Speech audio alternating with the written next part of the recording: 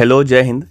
स्वागत है आपका हमारे यूट्यूब चैनल पे। देखिए यहाँ पे जो एक सवाल है वो आपका लाभ हानि और अंकित मूल वाला जो चैप्टर होता है उससे है। और ये काफ़ी अच्छा सवाल, काफ़ी इजी भी है, बहुत हार्ड नहीं कहेंगे इसको, क्योंकि ऐसे सवाल तो अक्सर ही आपके एग्ज़ाम में पूछे जाते हैं और इस तरह के सवाल आपसे बनने चाहिए।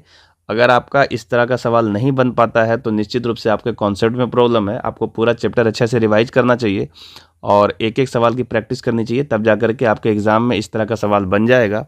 चलिए आइए हम डिस्कस कर देते हैं कि सवाल को किस तरीके से बनाना है और कैसे इसको बना करके जल्दी से आपका आंसर ला के दिखाना है। चलिए एक बार हम सवाल पढ़ देते हैं, आप भी एक बार सवाल को पढ़ लीजिए और उसके बाद इसका हम डिस्कस करते हैं। सवाल कह रहा है कि एक वस्तु को एक निश्चित मूल्य पर बेचा जाता है। ध्यान दीजिएगा, लाइन एक एक लाइन इसका बहुत इंपॉर्टेंट है कि एक निश्चित मूल्य पर बेचा जाता है और इसे इस मूल्य के 33.1/3% पर बेचा जाता है, तो 33.1/3% की हानि होती है।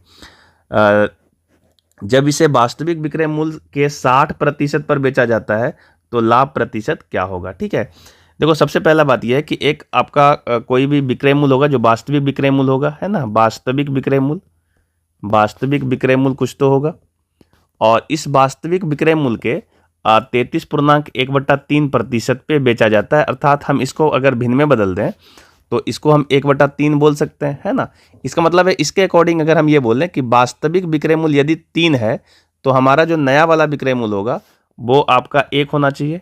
नया विक्रय मूल्य, है ना, ये आपका 1 होना चाहिए अगर हम इसको 3 मान लेते हैं तो। ठीक है, अब ये कहता है कि इस हिसाब से अगर हम बेचते हैं नया वाला विक्रय मूल्य के हिसाब से तो अगेन 33.1/3% की हानि होती है। 33.1/3% का लॉस हो जाता है। इसको भी हम 1/3 बोलेंगे, है ना। और हमारा जो लॉस होता है ना वो सीपी पे होता है। ध्यान रखिएगा, लॉस हमारा किस पे हो रहा है, सीपी पे, यानी क्रय मूल्य पे। तो ये हमारा क्रय मूल्य होगा और ये हमारा लॉस होगा। ठीक है, अब इसको हम सही तरीके से अरेंज कर देते हैं। देखिए, यदि हमारा सीपी का वैल्यू 5 है, सॉरी सीपी का वैल्यू यदि हमारा 3 है और हमारा एसपी का जो वैल्यू है, जो नया वाला एसपी है, उस मूल्य पे अगर बेचा गया है तो 1 है, तो हमको लॉस हो जाना चाहिए 1 का, है ना। ये ऐसा होना चाहिए इसके अकॉर्डिंग। लेकिन अब जरा ध्यान से देखिए कि 3 का विक्रय मूल्य और 3 का क्रय मूल्य और 1 का विक्रय मूल्य, ऐसे केस में आपको लॉस तो होगा लेकिन 2 रुपये का लॉस होना चाहिए। यहाँ 1 रुपये का लॉस दिख रहा है। इसका मतलब ये हुआ कि यहाँ पे जो हमारा विक्रय मूल्य है, ये विक्रय मूल्य 1 नहीं 2 होना चाहिए, है ना। ये विक्रय मूल्य जो है 1 नहीं, यहाँ पे 2 होना चाहिए, तभी ना 1 का लॉस होगा, है ना। तो हम इसको 2 से गुना कर देते हैं ताकि हमारा जो ये विक्रय मूल्य है वो 2 बन जाए, है ना। इसको 2 से गुना कर देंगे तो ये विक्रय मूल्य हमारा 2 से बन जाएगा। अब सवाल ये आता है कि ये जो विक्रय मूल्य आया जहां से था उस रेशियो को भी बैलेंस करना पड़ेगा। तो ये विक्रय मूल्य यहाँ से आया था, देखो ये जो विक्रय मूल्य है वो यहाँ से आया था, तो इस विक्रय मूल्य को 2 बनाना पड़ेगा। तो इसको 2 बनाने के लिए 2 से इसको भी गुना किया गया होगा, तो ये आपका नीचे वाला भी 2 से गुना होगा, तभी रेशियो नहीं बदलेगा, तो ये 2/6 हो जाएगा, है ना। इसका मतलब है वास्तविक विक्रय मूल्य जिसको हम 3 बोले हैं, ये वास्तविक विक्रय मूल्य 3 नहीं है, वास्तविक विक्रय मूल्य 6 होगा। ठीक है, अब यहाँ से सब कुछ सेटल हो चुका है कि वास्तविक विक्रय मूल्य अगर 6 है ना, तो हमें जो नया वाला विक्रय मूल्य मिलेगा, ये देखो वास्तविक विक्रय मूल्य है, ये वास्तविक विक्रय मूल्य है आपका, और ये ऊपर वाला 2 जो है नया वाला विक्रय मूल्य है ना, नया वाला एसपी है।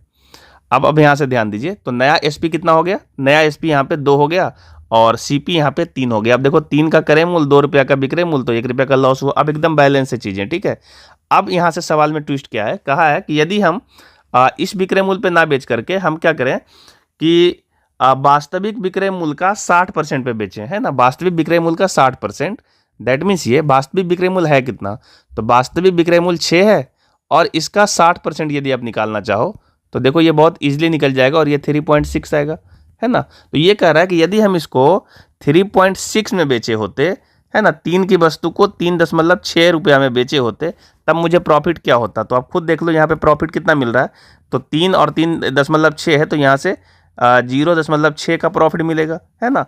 इसको हम परसेंटेज में कन्वर्ट कर देते हैं। परसेंटेज प्रॉफिट क्या होता है, तो कहेंगे प्रॉफिट मल्टीप्लाई 100/CP, है ना। तो प्रॉफिट कितना का हुआ, 0.6 का, और इसमें हमारा सीपी कितना है, तो सीपी हमारा है यहाँ पे 3, तो इसको हम 3 लिख देंगे। ये दशमलव कैंसिल आउट होगा तो नीचे 10 आ जाएगा, ये 0 0 कैंसिल हुआ, 3 दूनी 6 आ जाएगा, तो यहाँ पे फाइनल 10 दूनी 20% का यहाँ पे मुझे प्रॉफिट दिख रहा है। ठीक है ना, यही 20% इसका सही उत्तर होगा। देखिए ऑप्शन में कहीं पे होगा, ऑप्शन नंबर देखिए 1 में दिख रहा है 20%, यही इसका सही जवाब होगा। ठीक है, तो यहाँ पे बस छोटा सा ये चीज़ें था ना कि आपको एसपी को बैलेंस करना था, चूंकि हमारा ये वाला जो कंडीशन आया था, ये कंडीशन में शुरुआती दौर में जब इसको सॉल्व कर रहे थे तो क्रय मूल्य 3 आया था और विक्रय मूल्य को 1 बोला जा रहा था, नया वाला विक्रय मूल्य को, और ऐसे में 1 का लॉस दिख रहा था।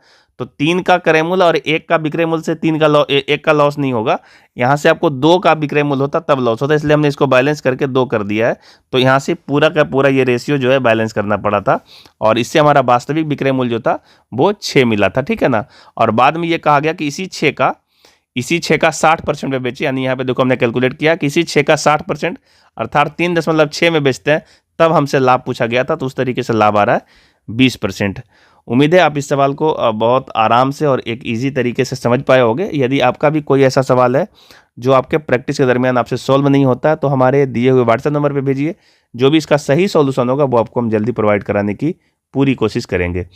यदि आप चैनल पर नए होंगे तो चैनल को जरूर सब्सक्राइब करिए, अपने फ्रेंड सर्कल में शेयर करिए, ताकि और बच्चों का सवाल मेरे पास पहुंच सके, और जो भी उसका मैं हेल्प कर सकता हूं अपने क्वेश्चन डिस्कशन के जरिए उसे हेल्प कर सकूं। इसके लिए ज़रूरी है कि उस बच्चों का क्वेश्चन आए, तो आप वीडियो को लाइक और शेयर जरूर करिए, चैनल को सब्सक्राइब करिए।